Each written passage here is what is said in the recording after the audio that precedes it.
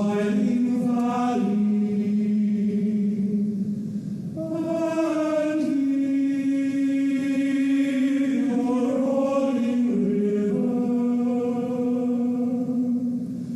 I long to see your smiling valley.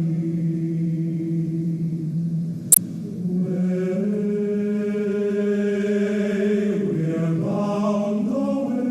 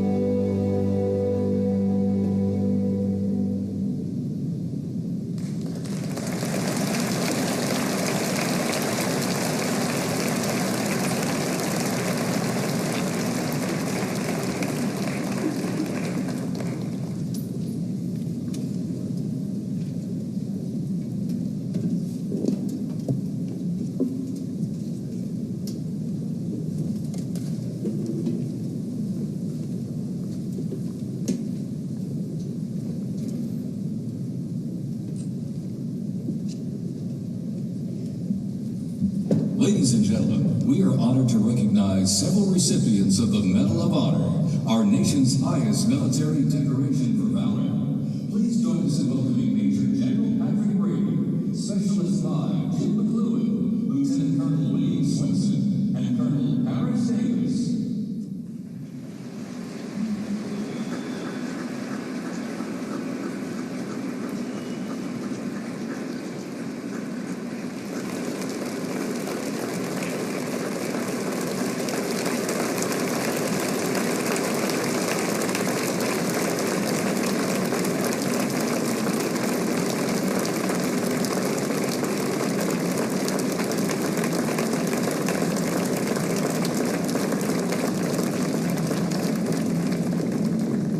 Please join us in recognizing Mr. Milt Callum, a World War II veteran, and his family.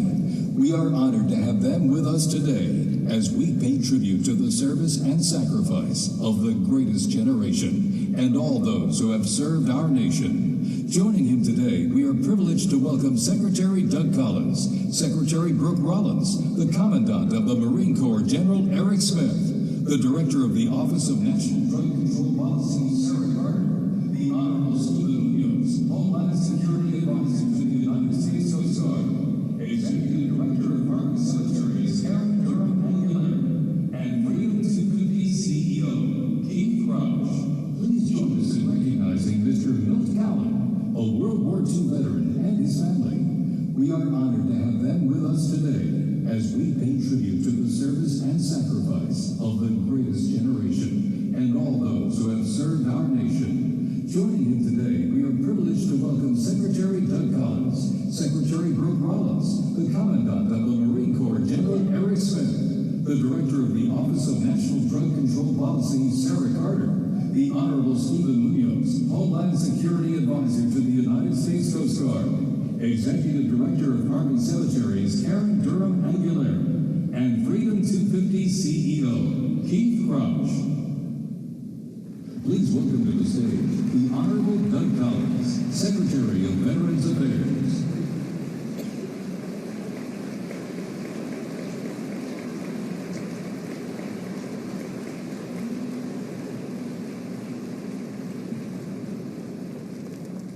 Good evening. Please be seated. And welcome to this Memorial Day Twilight celebration sponsored by Freedom 250. For those of us who have served, for those that are in attendance tonight who are Medal of Honor recipients, our World War II, as we remember not only Korea, Vietnam, the Cold War years, Desert Storm, into now GWOT and Epic Fury as we go forward. Have you just thought about it for a second where you're sitting? Think about it for just a moment on the grounds of our country's most sacred place. A time in which we have heard singing tonight, we've heard the band play. But I would challenge you that the silence is what rings loudest here at Arlington. I've been around the world in service, was in Iraq in 2008 and 2009. And there are certain songs and there are certain memories that will come to you, and many of you, I think, know what I'm talking about. When you hear a certain word, you hear a certain song, you hear a certain melody, and it takes you to a certain place. And tonight, as we honor those who gave the last full measure of devotion, as you are here tonight to honor those who have empty places at tables, empty places at family ball games, empty histories of brothers and sisters who were taken far too soon, who never got to complete or even begin the rest of the life that they had. But for me, there are 24 notes. There are 24 notes that for me, no matter where I am, immediately call me to remember that when you hear those 24 notes, someone has given their life. Someone is gone. The 24 notes of taps, which we will hear later tonight, are a reminder to this country every time a service member passes. It's when one passes in a war zone or when one comes home and many years later passes from the wounds that they may have received, both visible and invisible. 24 notes should be the stronghold of Memorial Day of our country. 24 notes sounding clearly, that 24 notes every time we hear the 24 notes reminds us that the freedom we have today to be here, the freedom that we have to go home at night, the freedom we have to worship, the freedom we have to speak freely in public, the freedom that we have to disagree with our government comes from those 24 notes. Do not ever pass by those 24 notes. For each note can take a memory, a life, a family member, a service that was rendered, a service that was kept. And when you hear it on a foreign soil, you see that and that stars and stripes waving gently. It's a reminder that we only have one chance to get it right when we honor those that have given so much to us. So tonight, as we sit in this wonderful sacred area with candles representing the brightness of those that went before, because I will tell you that death is what unfortunately we remember, but it is truly not death, it is life that keeps all the people coming back to remember what they did. They're not remembered simply because they died and 24 notes were tapped out. They were remembered because they lived a life that took the right hand up and said, I will serve. So tonight, may we look around to each other and be thankful for what we have. May we look up to the heavens and be thankful that men and women like these lived. And may we also remember that how we know of their love is through 24 notes. Let us pray to begin this evening. Eternal God, we are in awe of you. For when we do not have answers, we can turn to you. And even if it seems like silence, we know that you are there, because you give us the breath and the life that we have. You have given us examples of courage. You've given us examples of wisdom. You've given us examples of loyalty and faithfulness. You have given us a field of white monuments that remind us of the greatest of these. Your word has taught us that greater love hath no man than to lay down his life for others. And tonight, as we begin, I pray your blessing upon this place. Father, not because we have earned, but because you have allowed us to see what true sacrifice looks like. Because you have sacrificed for us. So tonight, as we remember, as we call back the stories, as we remember why Memorial Day really exists, it is the life of those that lived, that then gave the ultimate sacrifice. So tonight, I pray that each of us find our own 24 notes that you have placed deep within us to remember a country, an administration, our leaders, our president, our vice president, our cabinet, our military leaders, those that are deployed right now as we speak, for the freedom to do what we do right now. May you bind them, protect them, and bring them home safely. And for those that do not come home, I pray for families. I pray for our Gold Star families. I pray for the moms and the dads and the brothers and the sisters.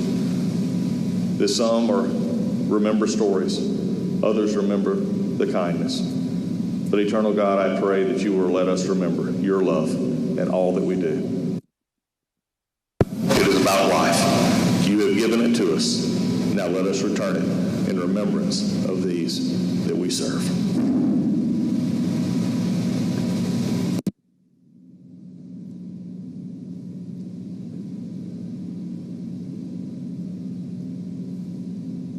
Please welcome the moderator for our discussions, Master Sergeant Jason Beardsley, accompanied by Major General Patrick Grady, Colonel Kevin Root, and Dr. Mark Moyer.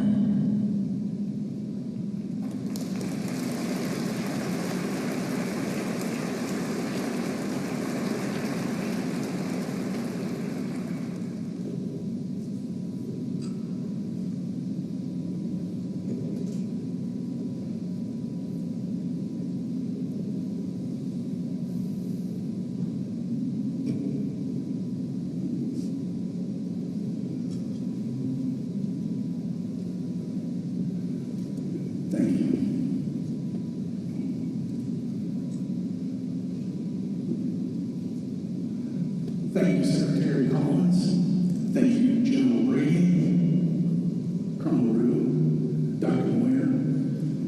Tonight, we're here to represent the lives of members on this solemn day who speak volumes. And it's only appropriate that acts of courage that echo across generations, sometimes decades, sometimes centuries. In our case, this gentleman, 60 years ago, his memory lives on because of the courage, the indomitable spirit, and the faith of Captain Humber Rocky Versace. That story still inspires young Americans today because of the grit and the valor that he exemplified. So tonight, we're going to discuss the man, but it's not about how he died as much as it is about how he lived.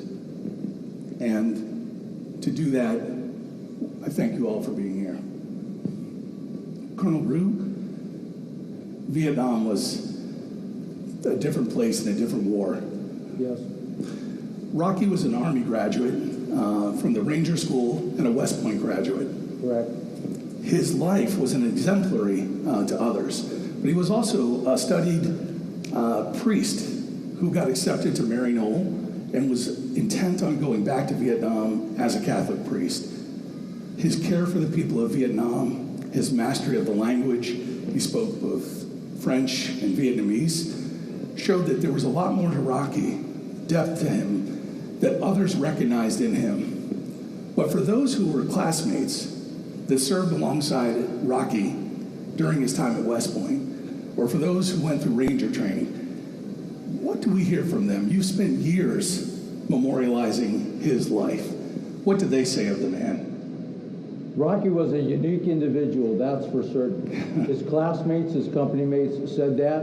Anyone who dealt with Rocky knew that he was an individual. He went his own path, but he was steadfast in all of his beliefs. He believed in the ideals of West Point, duty, honor, country. He was the son of a soldier. His father was a graduate of the Military Academy, class of 1933, and who participated in the Second World War. Rocky, born in 1937, as the oldest son in an Italian family, took charge even as a young man for his younger siblings, 2 younger brothers, and a third brother who came on after the Second World War, and a sister as well. Rocky, at an early age, took charge. That was one thing for certain. One thing about his being in Ranger School, he said later that he enjoyed it because when all his Ranger classmates were at their lowest point of lack of food and lack of sleep, he could tell them the way to go and follow him. That was one thing for certain. I'm glad you mentioned his father. His service in World War II must have had an impact. To the degree you can tell us, explain what that was like for Rocky, walking in the footsteps of his father who served before him. Certainly, as the son, the firstborn son in an Italian family, he wanted to follow in his father's footsteps. And he did what he had to do to earn a presidential appointment to the Military Academy at West Point. So, Rocky comes to Vietnam, Dr. Moyer, 1962. It's early.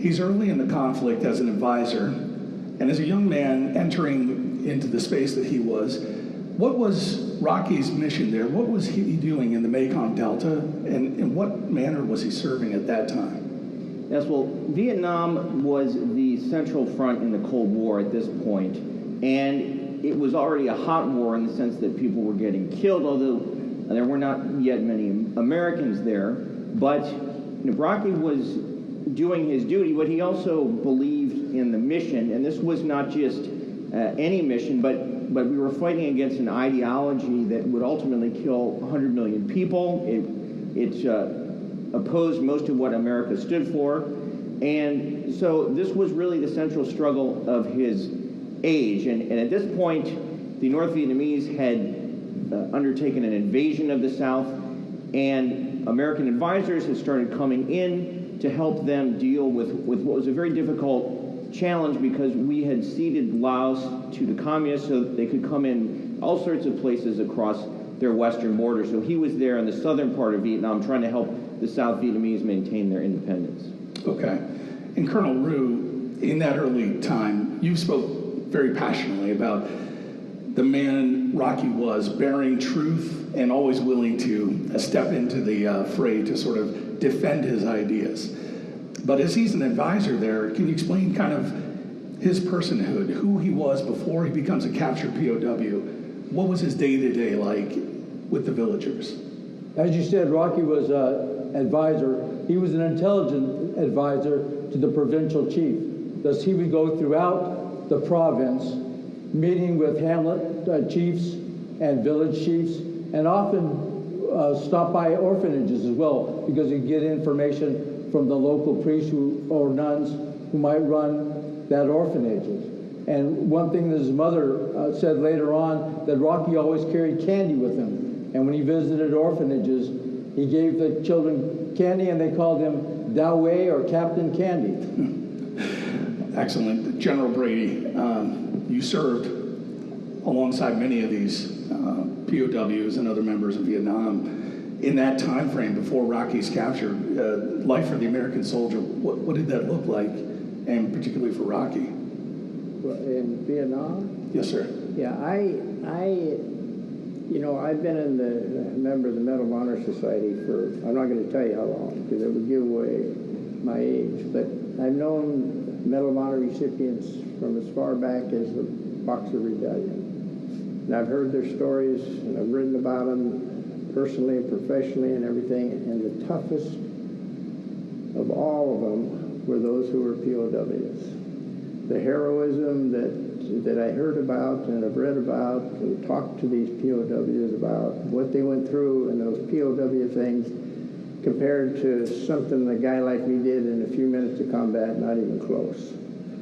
So this guy, and I can tell you stories all night about the heroism that went on in those camps. In Vietnam, we had about 766 some POWs, and of those 115 or something died in prison. They didn't execute them except for one guy, and this was one guy they could not control.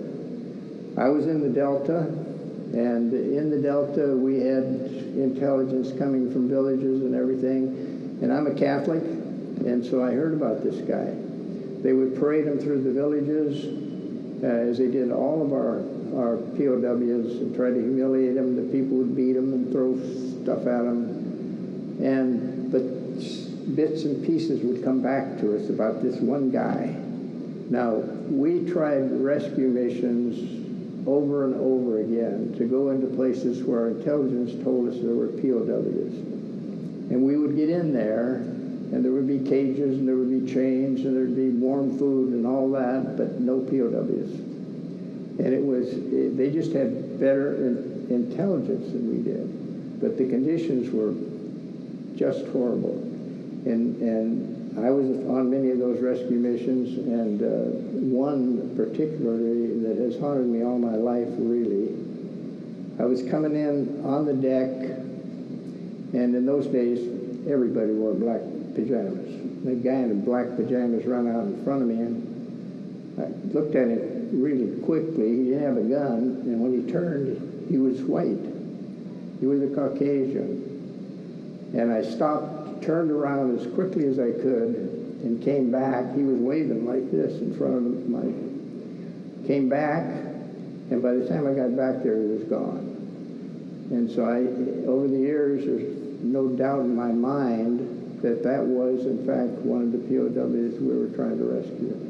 But in all that time, we never got one out. You told a story earlier when we were talking about the spirit of the men in the camps and seemingly how breakable that can be. Yeah. And some of the things that I think you were expressing that other camp prisoners did to revive faith or to buoy up the hearts of those men. Do you want to tell us a little bit? Well, this guy, they couldn't break him. I mean, they could not break him. And that's why he came to my attention, that fact, because the legend about how tough this guy was and what they tried to break him because he was setting a bad example for the rest of the prisoners. And the communists couldn't deal with him because he was in their face, in their language, quoting the Geneva Convention and things that just puzzled them and pissed them off, as a matter of fact. And so finally, after a couple of years, they couldn't deal with him anymore, and they had to kill him. Now, the other stories that are of interest with these POWs, I mean, they have gone through so much and did not break. That's what impresses me so much about these guys, that to be completely helpless under somebody else, and to be tortured, and it's just horrible. Some of them, there's Jim Stockdale, the very famous one. He actually, and he was Ross Perot's running mate for vice president. He actually, when they wanted to parade him out in front of the cameras, he bashed his head in, so he was disfigured. They put a hat on him. So then he did his face. And then, when that didn't work, he slashed his wrists. He tried to commit suicide rather than go out and betray his country. And that's an example of the kind of quality people, and that's why I think that our POWs were the greatest heroes ever. Thank you. The irony of Rocky's capture is that he was 2 weeks away from the end of his tour. And as you mentioned, the voice of Rocky that echoed through the camps, and that others have recalled hearing him singing, hearing him praying, and where the enemy intended to break him and turn Rocky into propaganda, he had the opposite effect with that voice. And Colonel Rue, as you've spent decades curating his memory, living with his friends and those who were in the camps with Rocky, what did it mean for them to hear that voice? As Rocky's fellow prisoner of war, Nick Rowe, said, Rocky's stand against his communist indoctrinators and captors gave Nick Rowe and Sergeant First Class Dan Pitzer the will to survive. Every single day as a prisoner of war in the south of Vietnam was a daily struggle. The daily struggle to choose life or death. And Rocky chose life in his dealings with the Viet Cong, and that gave Nick Rowe and Dan Pitzer the will to survive. And Nick Rowe survived 62 months, more than 5 years in captivity, until he miraculously escaped from his Viet Cong captors. But Rocky sang, as you said, God Bless America at the top of his voice. In fact, Nick Rowe and Dan Pitzer, the last time they heard Rocky's voice was him singing God Bless America. He sang other patriotic songs to boost the morale of Nick Rowe and Dan Pitzer, and as I said, it gave them the will to survive. That will to survive, that ability to shore up the spirits of men around you while in very difficult circumstances. General Brady, you're a combat pilot who's flown over 2,000 missions, and yourself a recipient of the award, the Congressional Medal of Honor. You must know a little bit about what it's like to lead men in those conditions. For Rocky, being a captive while also showing others the way to resist. What does it take? The primary function of leadership is example. And we talk to a lot of young people, and they're all curious about leadership and how to be successful in life and those things. And this guy exemplified for me the thing that I call courage, the way I define courage. Fear is an emotion, courage is a decision. And for me, the fundamental basis of all courage is faith. There's nothing else I've been able to articulate to explain some of the things I've seen done in combat and the things I've known about and heard about these people who were in those camps. This was a man with incredible faith.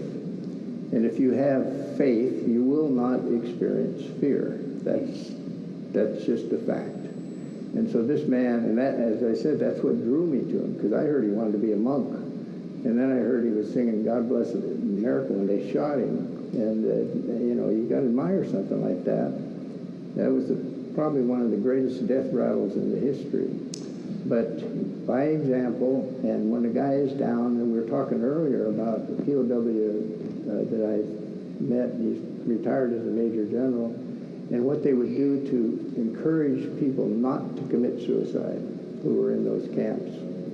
Because after a while, a guy gives up hope, he quits, he doesn't have faith, that God will help him and that America will come and rescue him, and so they actually talk about committing suicide. And he had to spend a lot of time persuading his people not to do that. That's an important aspect that doesn't always get talked about, is the broken spirit and the ability to rebuild it in time. And Dr. Moyer, as you've written about these experiences, POWs in Vietnam and the different types of torture abuses that they went through, can you tell us today, for an audience that's been separated that for a while, what those men likely went through in captivity? Yes, well, General Brady mentioned the Geneva Conventions, and the Vietnamese Communist government had signed the Geneva Convention, which prohibits torture, also requires that you provide basic housing, food, sanitation. The North Vietnamese completely ignored those provisions, and it had a couple motives. One was they were trying to get information of military value from the prisoners. They also wanted them to sign documents criticizing their own government. And for most Americans, this was anathema. They were only supposed to provide name, rank, serial number, and date of birth. But the North Vietnamese would then use all sorts of tortures and also other techniques depriving them of food, putting them in terrible living conditions. And a lot of them, people, after time, after months of this, most people are going to break to some extent, and so there was some degree of cooperation they might eventually elicit. But Rocky was, one of those who, despite the horrific, both physical and psychological torture that they used, was never willing to give in. And as you said, once it was clear that he could not be used, no matter what the price, he became expendable. That knowledge, that understanding that prisoners went through, Colonel Rowe, as everybody's exemplified, the character of Rocky was such that he refused to submit. He was a hardcore resistor. Why was he such a hardcore resistor? Because of his belief in the goodness and greatness of the United States of America. And knowing that, as General Brady said, his fellow soldiers were out there looking for him. He stood toe-to-toe with the Viet Cong interrogators. He debated them in English and French as well as Vietnamese. And he told them at every occasion they were wrong. He knew doing that would potentially jeopardize his life. So are you saying he was willing to take that risk? Yes. The other thing that I think is important is that our guys are just smarter than those guys. I mean, the guys in Vietnam and North Vietnam, they don't want to talk to each other. And some of them were put into solitary confinement for years. One person, one cell, nothing. But they developed a tap code so they could communicate with him. And then when they did interrogate him under threat, in one instance they said, did your pilots, I want you to say that your pilots refused to fly against us.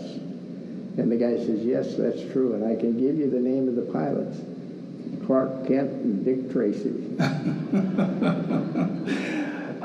A follow-up to your time as a pilot, flying combat and rescue missions, there's a sacredness to the mission to retrieve a fallen or the remains of those left behind, and you've flown those missions. Yeah.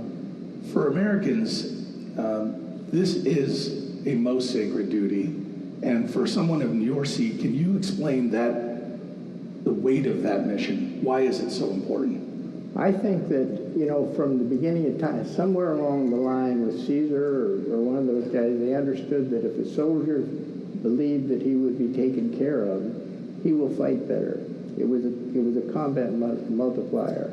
And it was the same with the chaplain. If they had a chaplain there and if they had a doctor there, they would fight better. So it was something that was very important to combat readiness and everything. In my job, the one regret is that we were never able to rescue a POW.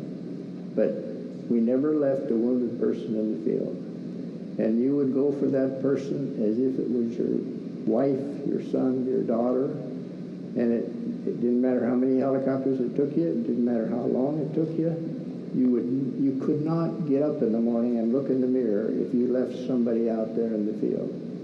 And that's the way almost all of the dust-off pilots flew. And that's what I was a dust-off pilot. You know, the tragedy of Rocky's story is that his remains were never recovered. And we're here tonight sitting across from the tomb of the unknown soldier where we honor the sacrifice of men who have fallen, women who have fallen in battle that may not have their remains left, but the mission is sacred. Yeah, and you know, we were talking earlier, it's amazing, they're still over there. Our people are still over there. They're bribing villagers about crashes and different battles and everything, and they're actually out there sifting the dirt for bones to find and identify, and there's been some remarkable stories about people who they have found after so many years. They sift it, they bribe the villagers to show them where it happened, and then they send it to Hawaii, and they identify these people. Well, for Rocky's story tonight, as a young man, 28, headed into one of the most daunting situations, and then to have been captured, tortured, 2 years, his voice became a weapon. And in his last moments, as you've all mentioned, at the top of his lung, Rocky was singing "God Bless America." Yes. He didn't have a chance to return as he intended to care for the orphans in Vietnam. He didn't have a chance to fulfill his ultimate mission in faith and spread his beliefs. But he did it every moment he was alive. But for us to carry away those important things of Rocky's legacy, in a few moments, each of you, what was one thing you believe that people should know and take away when they think about Rocky Versailles? We'll start with you, Dr. Moyer. Yeah, so I think it was his faith that helped bring him through, and he was certainly a man of Christian belief. He also, I think it's worth, given the theme of America 250, he believed in those fundamental American principles, which are also rooted in faith, and especially, above all, the notion that we're all created equal with natural and inalienable rights. So I think those were the truths that allowed him to persist, and truths that we need to remind ourselves of every day. Thank you. Colonel Rue? Simply stated, is faith in God as well as the belief in the goodness and greatness of the United States of America. And Rocky's upbringing as a cadet at West Point, carrying on those values of duty, honor, and country. I would just say that valor, courage, whatever, are interesting, but they're only useful in as much as they're inspirational. And they're only inspirational as much as they're able to transform the young people of this country into patriots. And stories like Rocky's and other great heroes, other great POWs that have been through that should be a great inspiration to our young people to love this country and to serve and support this country. And if we don't do that, if we don't grow patriots, we have no future. That voice of Rocky's as a young man entering into this.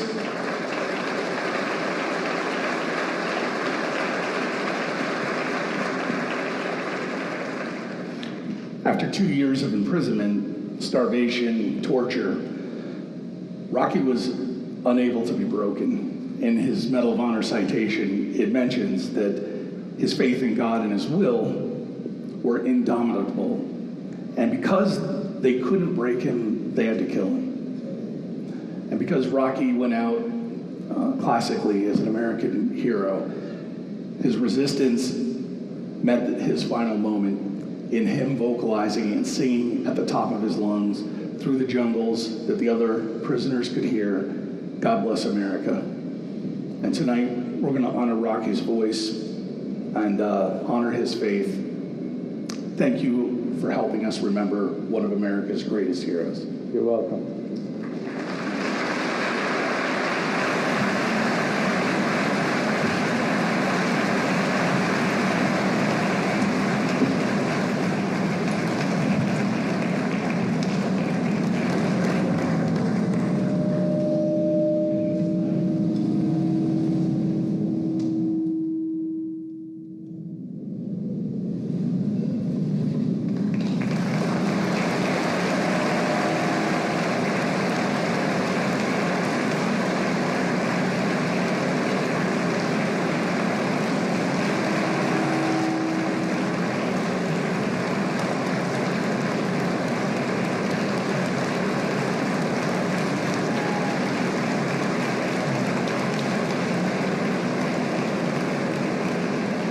And now, to perform Irving Berlin's patriotic anthem, God Bless America, please welcome the United States Army Orchestra, the Joint Services Chorus, and Grammy Award-winning artist, Gretchen Wilson.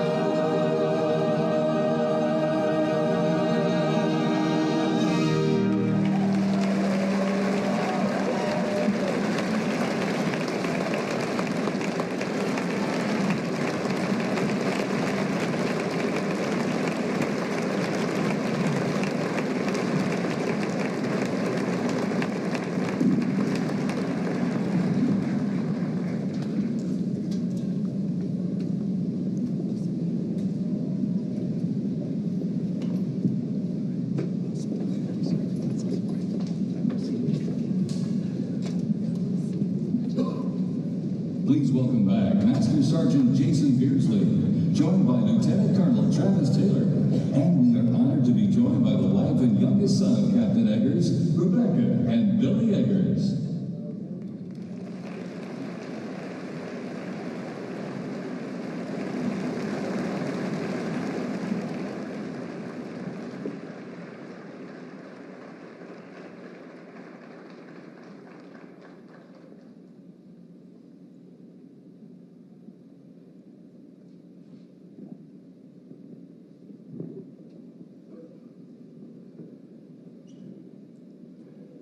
Every headstone in Arlington tells a story, and it's a story of honor, valor, courage, devotion. But there are families behind those who are forever changed and who have given the ultimate sacrifice.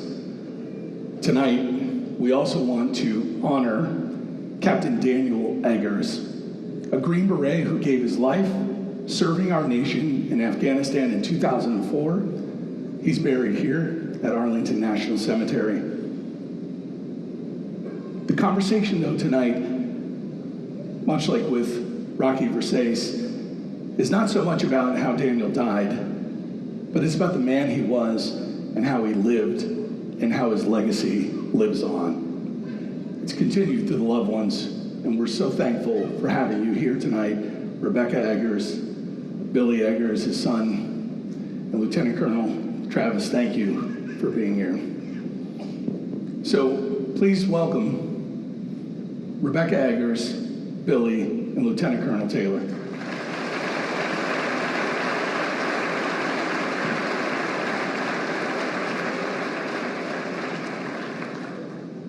Rebecca,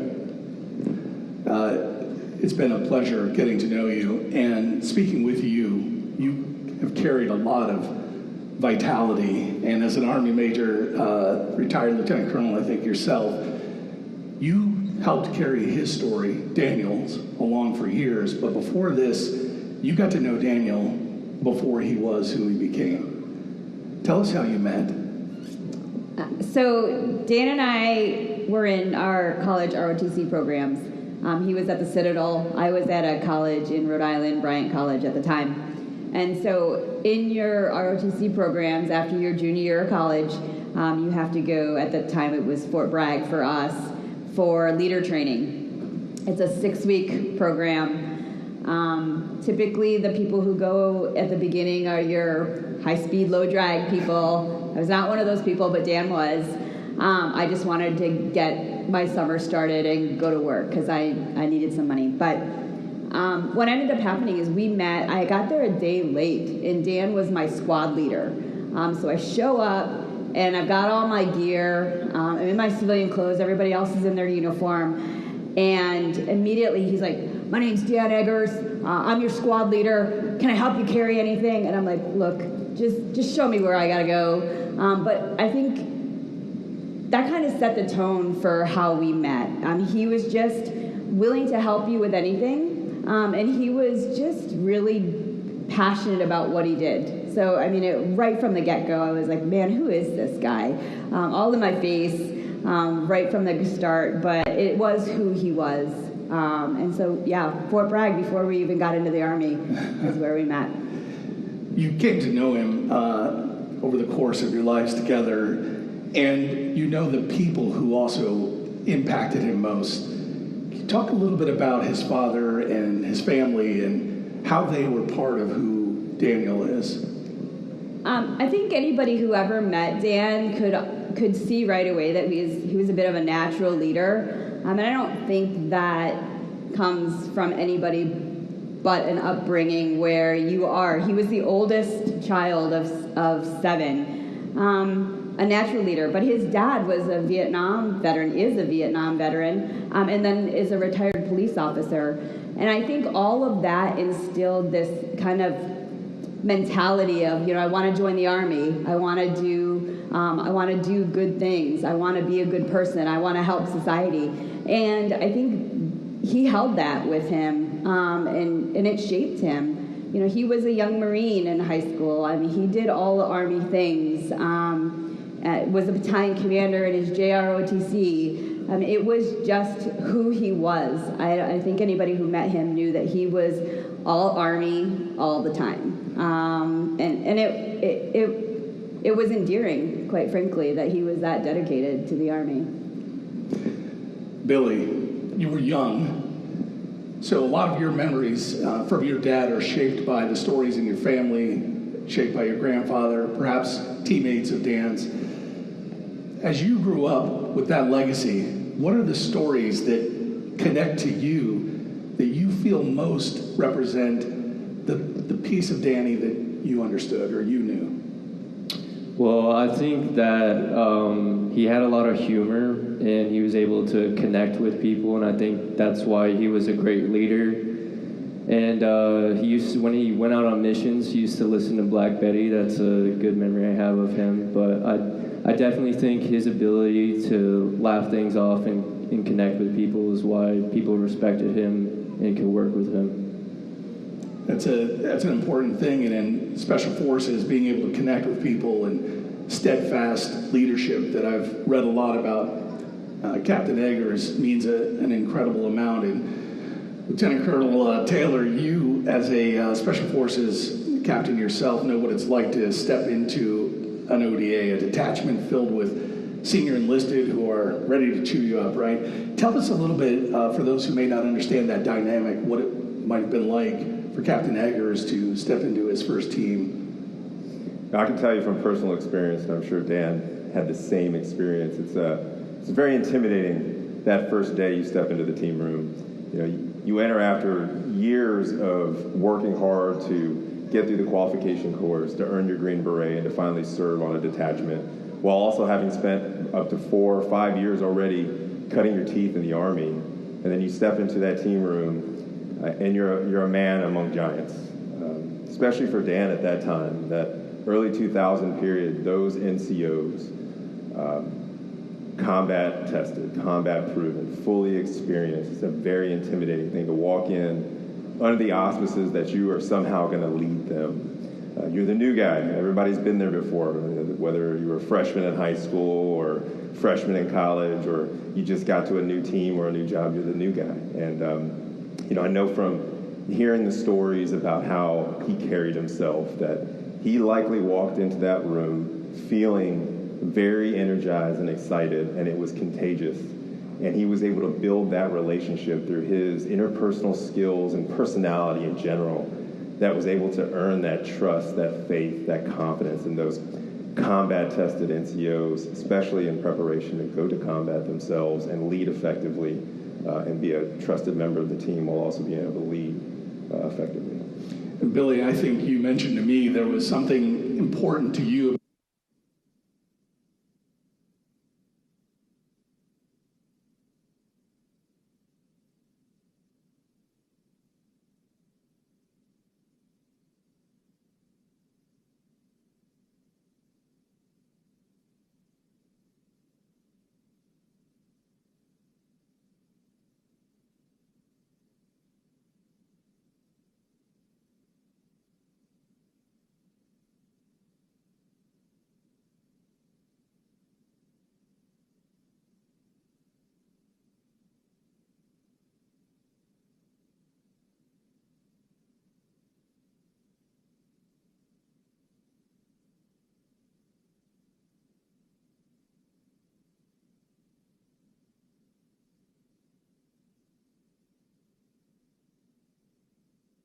Ultimately, the mission can be achieved, and that's for anything.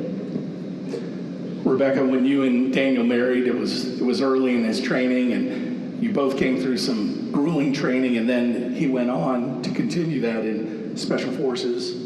What was that like in the early years, and what was Daniel like inside that family you were building? Yeah, so I said he was all Army all the time, and that was no lie. So he really just became whoever he was with. So I used to love hearing his team guys talk about when he was deployed.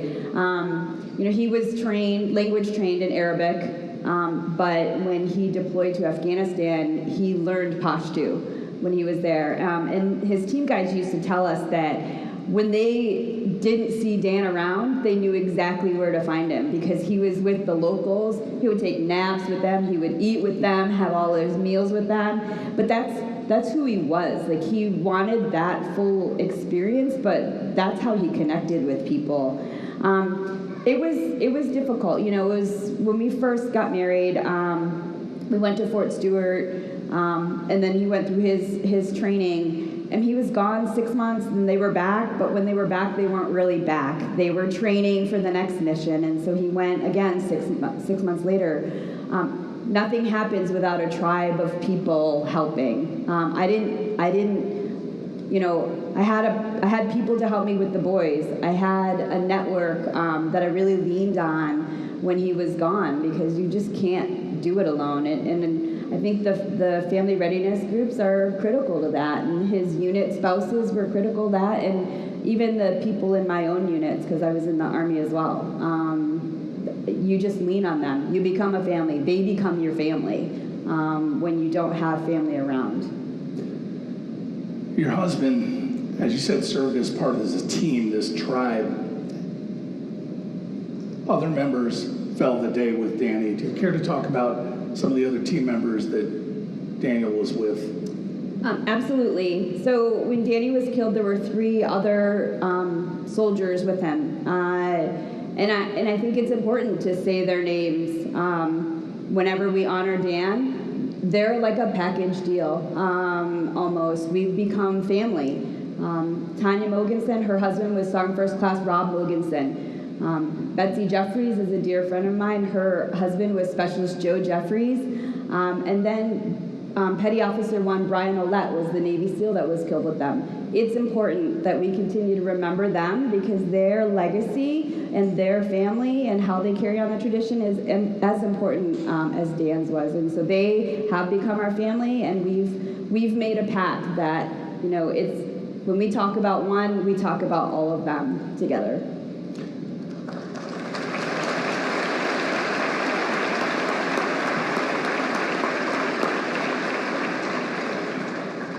What do you want people to hear or know, Rebecca, about what that means to you when you hear that moment, that the feeling that overwhelms you, that you carry things that not everybody has experienced? What did this mean for you?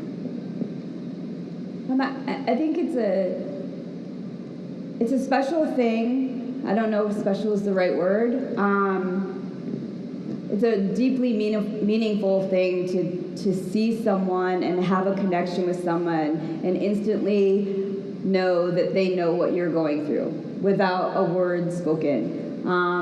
That network has helped me through 22 years, and I think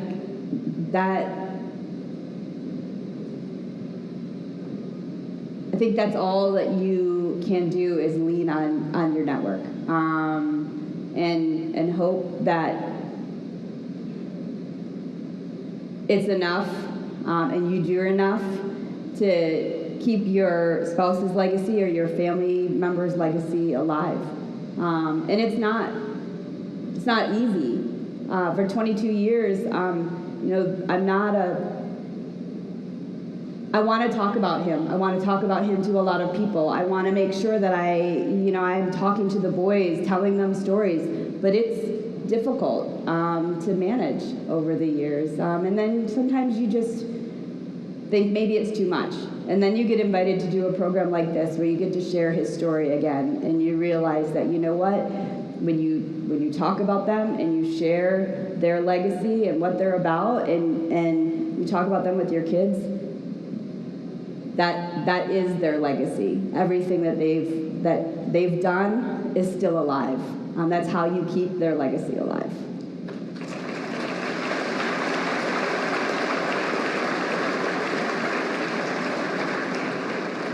Lieutenant Colonel Taylor, Special Forces training is a rarity. Less than 1% in the Army go through it. What was that like? What does it take to become a Special Forces commander the way Daniel Eggers did? That's It's kind of a complex question to answer. You know, I think it takes a very unique individual in and of itself that would want to pursue this line of work. Many of us, whether it's months or years of preparation leading up to the opportunity to go to Special Forces Assessment and Selection. For the officers, you know, it takes a couple of years till you get to that window where you can even apply to get a chance to go to selection. So you've got to prove yourself in the General Purpose Forces as a platoon leader, as a company XO, as a company commander at times. And then you have to submit an application, and then they're going to evaluate and assess your merits up to that point to determine if you have the propensity to be successful just at selection. And then you get to go to selection, right? And selection is 3 weeks of very intense training, but less training and more of an assessment of who you are as an individual, as well as on a team or in a small team. You're going to be tested physically, mentally. They're going to test your resiliency. You have to have a lot of grit and determination to operate in an environment that is ambiguous, maybe very little guidance, and trust in your own abilities to achieve whatever the goal is or whatever the mission is. And that's just to see if you have what it may take for you to be successful in the Q course, the Special Forces Qualification course. And so for officers, you know, the route is very similar to the NCOs as well, where you get that specialized training in all the Special Forces missions, unconventional warfare, special reconnaissance, foreign internal defense.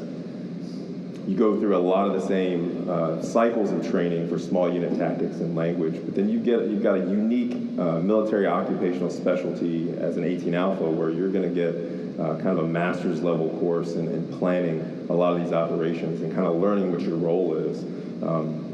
It can be pretty demanding from an academic perspective inside of this grueling physical course that is truly going to test your academic acumen on attention to detail, time management, and how best to plan for a successful mission as best you can before you receive first contact, and most plans kind of go out the window. But that level of flexibility that they assess for allows you to go into that environment and be able to lead seasoned NCOs to accomplish any multitude of missions that you're going to be placed with based off of the dynamics of the world. More often than not, finding yourself in a location where it's austere, where you're working with the locals and you have to build that relationship and do that from a tactical formation while having strategic impacts. It's a very unique tool in the kit bag of the Department of War, one that I'm very proud to share the same path as Dan and to be able to wear the same distinguished headgear as him and yourself. Amazing. By the way. Thank you. Rebecca.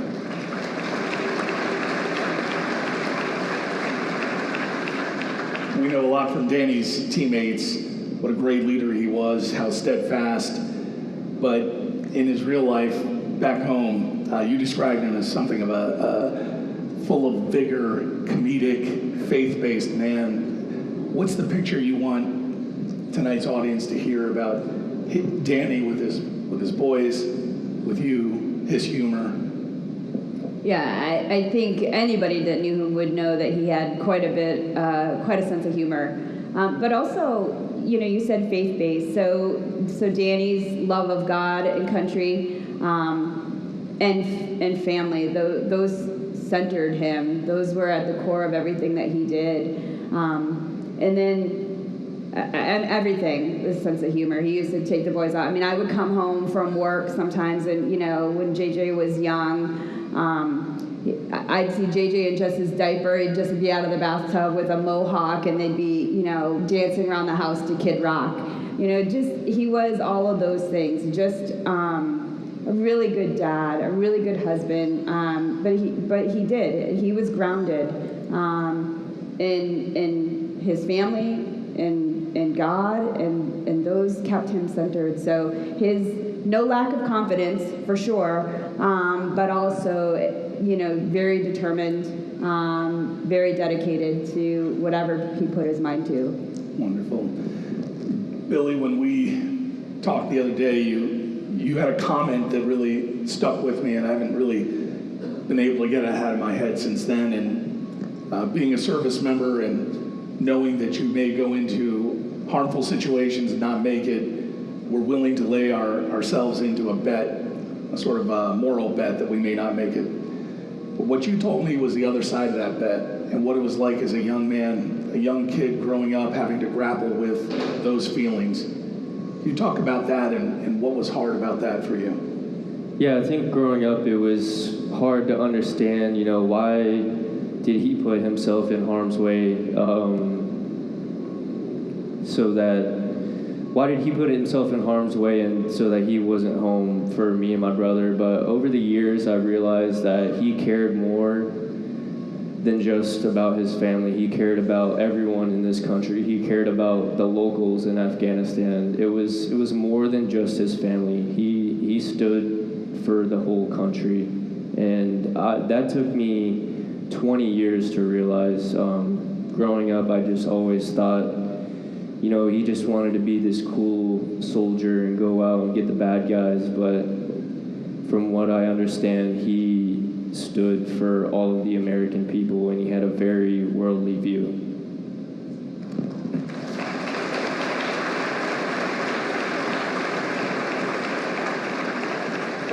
We talked a little bit about how you followed into some of those traditions, and one that I think is a really heartfelt tradition is done at the Citadel. Do you want to talk about that and the ring that you bear?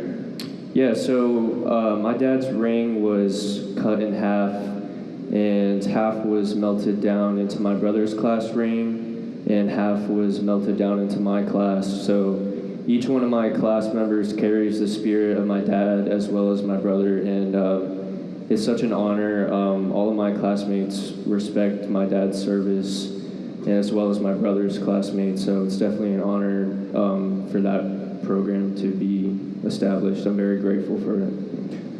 If he was here today and you could ask him one thing and tell him one thing, what would you ask? I mean, I'd probably ask him a million things, but I guess the main thing I would ask him is how can I better serve the community, whether that's through military service or just acts of kindness or creating a nonprofit. What should I do? That's what I would ask him, and I honestly don't know the answer. He could tell me 1 million things. He could tell me to figure it out for myself, but all I can do is strive to try to achieve those goals with my mom and my family's guidance. Rebecca.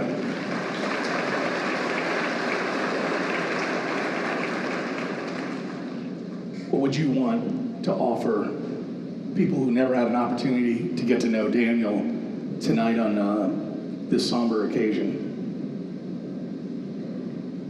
I think it's not necessarily so much about Dan today. It's about, what he stood for. The legacy that he leaves behind. I think, I talk about the pin, and there's lives behind those pins, and it's important for people to understand their stories. I think this is the perfect opportunity for people to get to know Dan a little, like how we knew him. But I think at the end of the day, I would love people to just continue to ask Gold Star family members about their heroes, because it's the way that we continue to remember them. I think it's actually very therapeutic for family members to just talk about their loved one with people that maybe don't know. So I think I would just encourage people to just ask. Just ask when you see that pin, ask who their hero is. And that's how we keep their spirit alive. Amazing.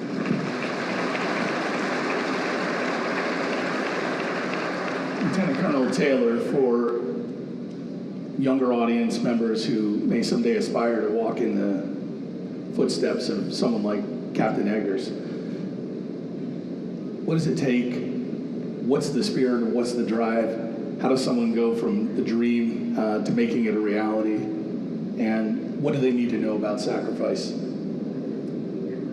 Well, at the base principle is, try, right? You miss all your shots that you don't take, right? And so, if you have it in you to want to serve, I encourage, at the Citadel especially, training young cadets on how to be future leaders, is to find something that they aspire to be and to do it well, to be that good servant leader. this path that Dan took before me and the one that I chose to walk, as much as yourself, is not an easy path. We have a small saying at the Citadel, and I know Billy can relate, where you choose the path less traveled. Seek out that next hard challenge. Continue to test yourself. Don't rest on your laurels. I have a little mantra that I say to some of my cadets that sometimes comfort or complacency is a slow death. Prefer the pain of hard work and what you can achieve by putting forth that effort to not only better yourself but to better those that are around you. And for those of us that wear the uniform, I think many can attest, we don't do it for ourselves. We do it for those to our left and our right and those that are behind us with a vision of the future that we have in order to continue to protect and defend our way of life here. And swearing that oath, raising your right hand and wearing your country's uniform, there's no more honorable way to serve and to have an impact in this world. Thank you for that, Billy. Thank you tonight, Rebecca, Lieutenant Colonel Taylor. Thank you all for sharing your stories with us tonight, and thank you all for sharing with us this moment in time. I believe you have a prayer for us. Is that right? Okay. Bye. Please welcome back to the stage Secretary Doug Collins.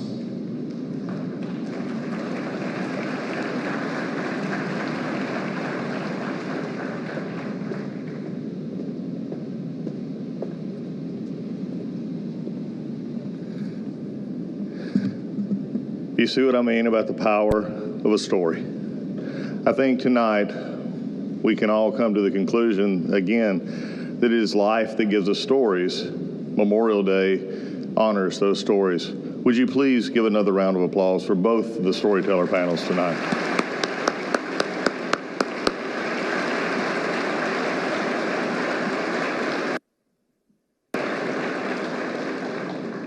Over my career, some know, some do not. I was a chaplain in the Air Force, recently retired just about a week and a half ago.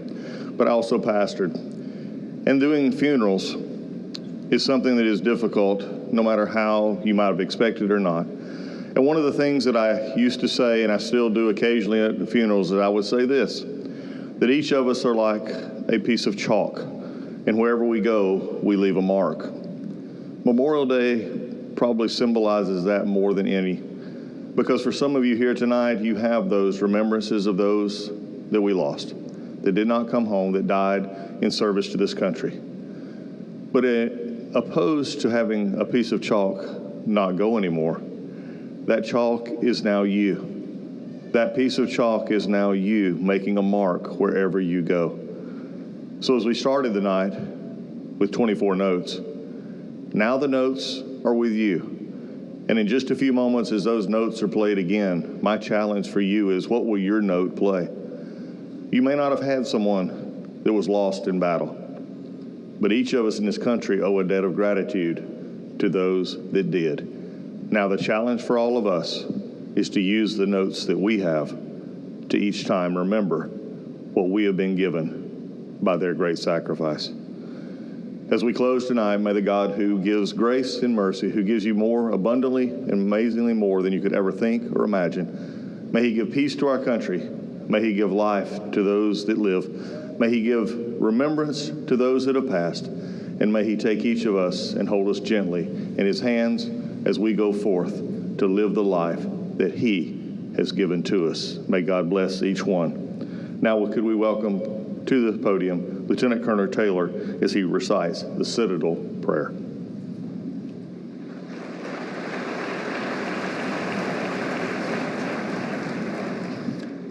Ladies and gentlemen, I have the honor to recite the Citadel Cadet Prayer in honor of Captain Daniel Eggers, Citadel Class of 1997. Almighty God, the source of light and strength, we implore thy blessing on this, our beloved institution, that it may continue true to its high purposes.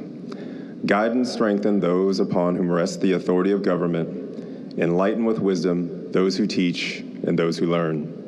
And grant to all of us that through sound learning and firm leadership, we may prove ourselves worthy citizens of our country, devoted to truth, given to unselfless service, loyal to every obligation of life, and above all to thee. Preserve us faithful to the ideals of the Citadel, sincere in fellowship, unswerving in duty, finding joy and purity and confidence through a steadfast faith. Grant to each one of us in his or her own life a humble heart, a steadfast purpose, and a joyful hope, with a readiness to endure hardship and suffer if need be, that truth may prevail among us, and that thy will may be done on earth. Through Jesus Christ our Lord. Amen. Ladies and gentlemen, I'll now ask you to please rise for the playing of taps and a moment of silence.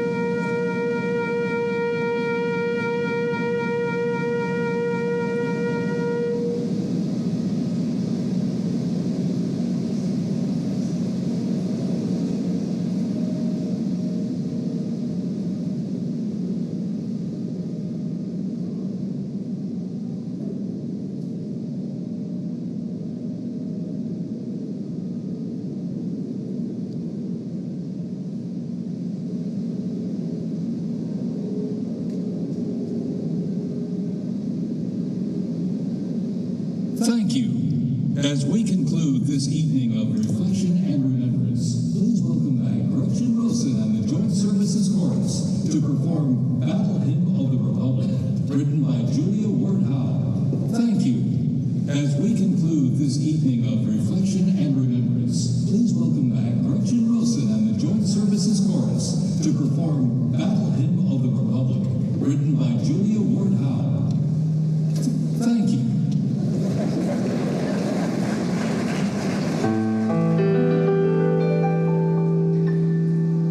Mine eyes have seen the glory of the coming of the Lord. He is trampling out the vintage where the grapes of wrath are stored. He has loosed the fateful lightning of his terrible swift sword.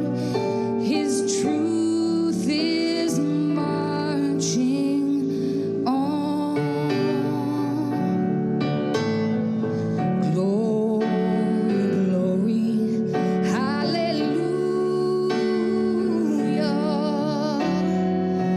Glory, glory, hallelujah.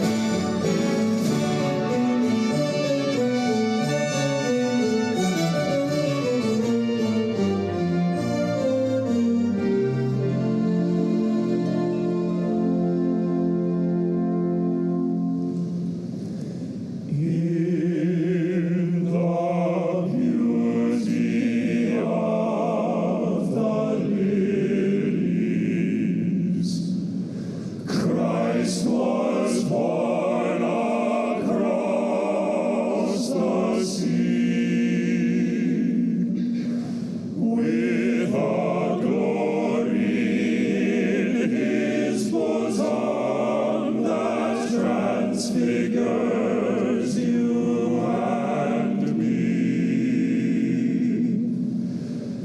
As he died to make men holy, let us die to make men free, while God is marching on. Glory, glory, hallelujah. Glory,